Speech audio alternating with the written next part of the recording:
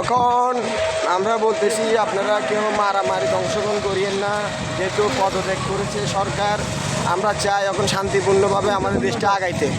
আপনাদের কাছে জোরহাতে রিকোয়েস্ট, আপনারা কেউ মারামারিতে অংশগ্রহণ করবেন না। আমরা স্বাধীনভাবে দেশটা আবার সামনের দিকে যেন আগায় সেই ব্যবস্থা করুন। দেশের অনেক ক্ষয়ক্ষতি হয়েছে আর আমাদের অনেক ভাই রক্ত দিয়েছেন, তাদের কথা চিন্তা করে যেহেতু সরকার পদত্যাগ করেছেন, আপনাদের সকলকে উদ্দেশ্য আমাদের, আপনারা সবাই শান্তিপূর্ণ বজায় রাখবেন।